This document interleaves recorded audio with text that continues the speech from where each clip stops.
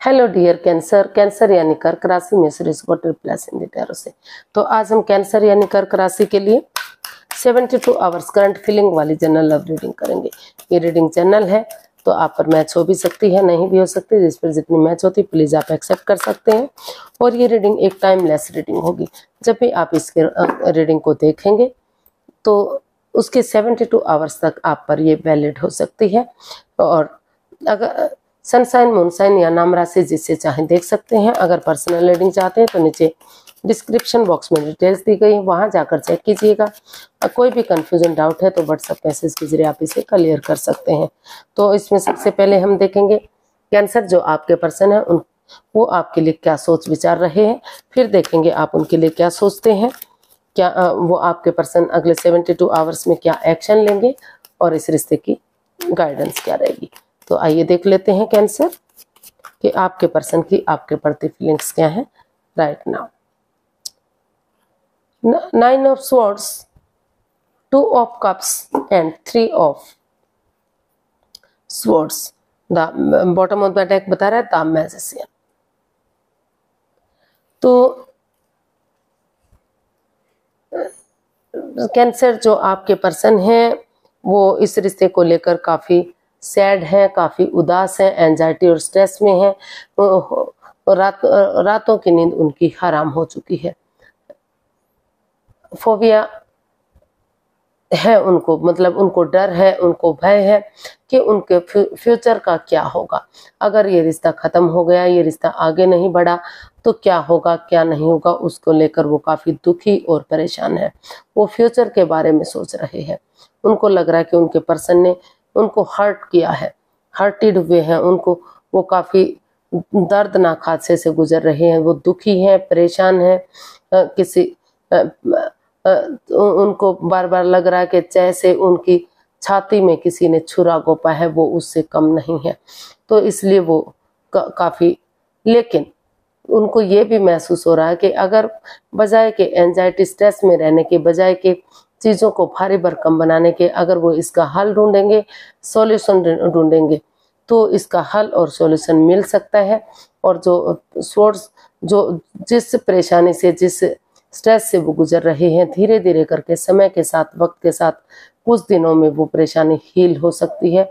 उसके लिए उन्हें हीलिंग की ज़रूरत है, मेडिटेशन की ज़रूरत है, इस सोर्स रूपी दीवार से बाहर निकलने की ज़रूरत है।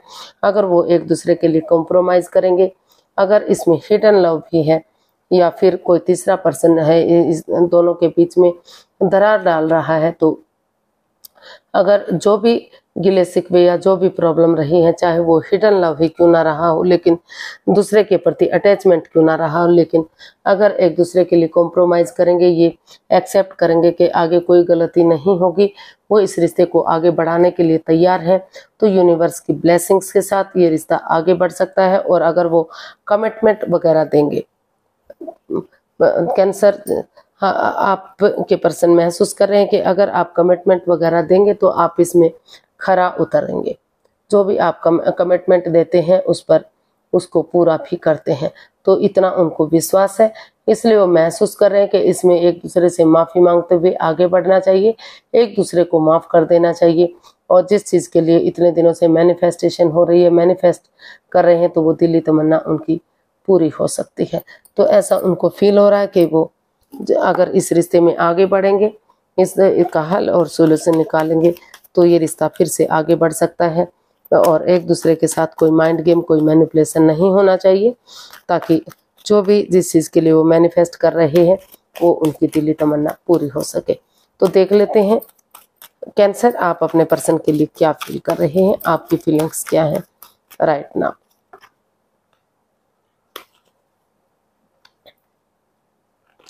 The Tower, 5 of Pentacles, Judgment and 10 of Wands। तो कैंसर आप इस रिश्ते में महसूस कर रहे हैं, आपको फील हो रहा है कि इस रिश्ते में जो रिलेशनशिप उनको इतना अच्छा लगता था, इतना आगे बढ़ चुके थे, रिलेशन या तो जिनकी शादियां नहीं हुई थी, शादी होने वाली थी, या फिर शादी हो चुकी थी तो काफी खुश थे, हैप्पी थे, मस्त थे। तो कुछ अचानक से ऐसा हुआ कि रिश्ता खत्म सा हो गया, मतलब रिश्ते में पनौती, बाधाएं, दिक्कतें आई। अचानक से कुछ ऐसा जो बनते बनते रिश्ता रुक गया। तो उसकी वजह से वो काफी एंजाइटी और स्ट्रेस में है। उनको लग रहा है कि रिश्ते में कभी रिश्ता बन रहा है, कभी बिगड़ रहा है, कभी चीजें सही हो रही है, कभी फिर से गलत हो रहा है। यहाँ कहीं ना कहीं जो उनकी फैमिली और परिवार है वो ऐसा भी महसूस कर रहे हैं कि जो कैंसर के जो पर्सन है उनकी फैमिली और परिवार भी इस रिश्ते में उनका सपोर्ट नहीं दे रही है, उनकी मदद नहीं दे रही है, या कैंसर का परिवार उनका सपोर्ट मदद नहीं दे रहा है। क्योंकि आप ने शायद लव मैरिज की है, जहां वो परिवार और फैमिली नहीं चाहते थे कि आप इस रिश्ते में बने, तो वहाँ वो इस रिश्ते को एक्सेप्ट नहीं कर रहे हैं। तो इस वजह से भी इस रिश्ते में अनबन बनी हुई है, दूरियां बनी हुई है, इन एंड आउट की स्थिति बनी हुई है। तो लेकिन क्योंकि इस रिश्ते में काफ़ी प्रॉब्लम है, तो ये रिश्ता उनके लिए बर्डन और बोझ बन चुका है। इन रेस्पॉन्सिबिलिटीज़ को, इन जिम्मेदारियों को वो उठा नहीं पा रहे हैं। यानी कि कैंसर उठा नहीं पा रहे हैं, इसलिए वो दुविधा में है, स्ट्रेस में है। इसलिए उनकी शायद वो चाहते हैं कि एक दूसरे से माफ़ कर देना चाहिए, एक दूसरे को से माफ़ी मांग लेनी चाहिए, और अब यूनिवर्स की ब्लेसिंग्स के साथ उन्हें इस रिश्ते को से बाहर निकलते हुए नए रिश्ते की तरफ, नए प्यार की तरफ बढ़ जाना चाहिए। क्योंकि इस रिश्ते को उनका परिवार, उनकी फैमिली एक्सेप्ट करने वाले नहीं हैं। इस रिश्ते में काफ़ी प्रॉब्लम्स हैं, काफ़ी दिक्कतें हैं, काफ़ी ये रिश्ता एक पनौती या बाधा बन चुका है। वो इन रेस्पॉन्सिबिलिटीज़ को इतनी ताकत, हिम्मत नहीं कि वो इनको उठा सके। इसलिए वो चाहते हैं कि जो भी उनकी दिली तमन्ना है, जो भी उनकी विश फुलफिलमेंट है, वो पूरी हो जाए। जो कुछ केसेस में जो पर्सन चाहते हैं कि इस रिश्ते में रीयूनियन होना चाहिए, रिकॉन्सिलेशन होना चाहिए, तो वो इस रिश्ते में एक दूसरे से माफ़ी मांगते हुए आगे बढ़ेंगे।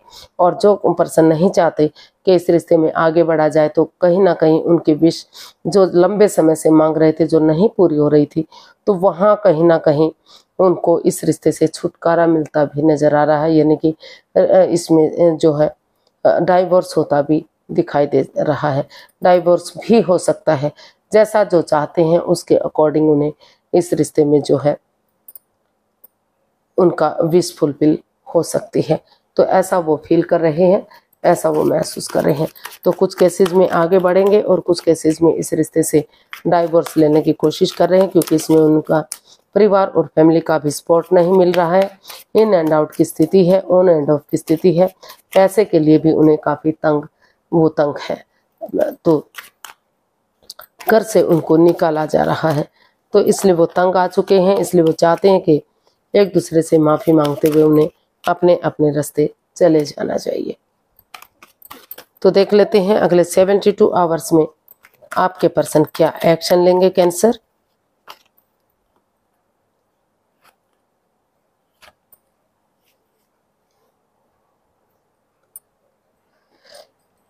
तो इसका बॉटम ऑफ द डेक आ रहा है 8 ऑफ स्वॉर्ड्स।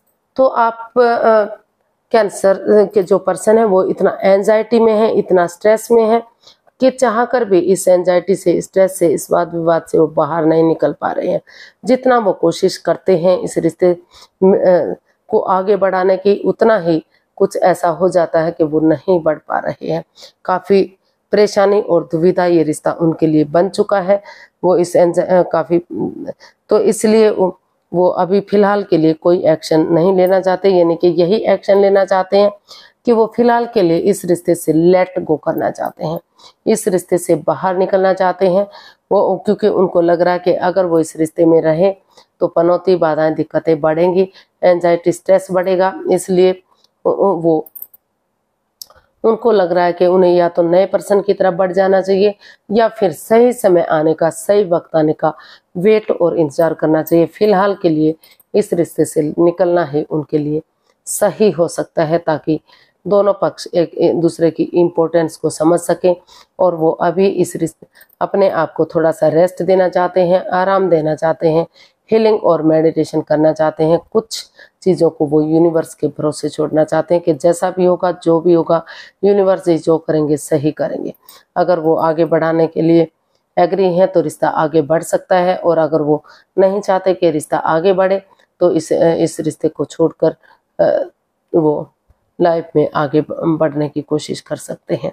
तो जैसा भी करेंगे, जो भी करेंगे, तो फिलहाल के लिए वो इसमें इसे ख़त्म करने के लिए या इसे आगे बढ़ाने के लिए कोई भी एक्शन लेते दिखाई नहीं दे रहे हैं।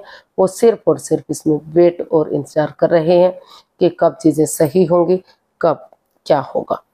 तो अभी फ़िलहाल के लिए वो यही एक्शन चाह रहे हैं कि इसमें उन चीज़ों से बाहर निकलना चाहिए जो इस रिश्ते में पनौती, बाधाएं, दिक्कतें दे रही हैं, यानी कि इस रिश्ते से ही बाहर हो जाना चाहिए, क्योंकि ये रिश्ता उनके लिए स्ट्रेस बन चुका है, परेशानी बन चुका है, प्रॉब्लम बन चुका है।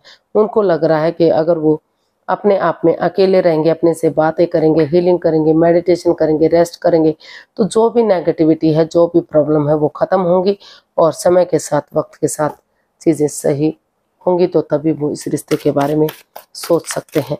हालांकि उनके पास और ऑप्शन भी हैं, लेकिन वो और ऑप्शन के साथ भी नहीं जाना चाहते हैं।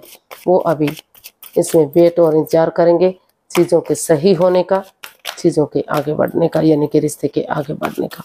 देख लेते हैं यूनिवर्स की तरफ से क्या मैसेज या गाइडेंस है।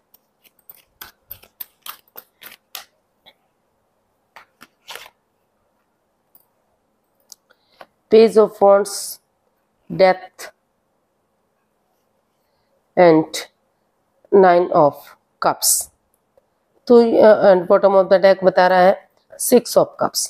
तो यूनिवर्स से आपको मैसेज देना चाहते हैं, गाइडेंस देना चाहते हैं कि अगर आप उन चीज़ों को चेंज करते हैं, बदलते हैं, ट्रांसफॉर्म करते हैं, जो चीज़ें इस रिश्ते में पनौती दे रही हैं, बाधाएं, दिक्कतें दे रही हैं, चाहे वो जगह हो सकती है, चाहे वो आपकी सोच हो सकती है, चाहे कोई घर का मेंबर, कोई पड़ोसी, कोई रिश्तेदार हो सकता है।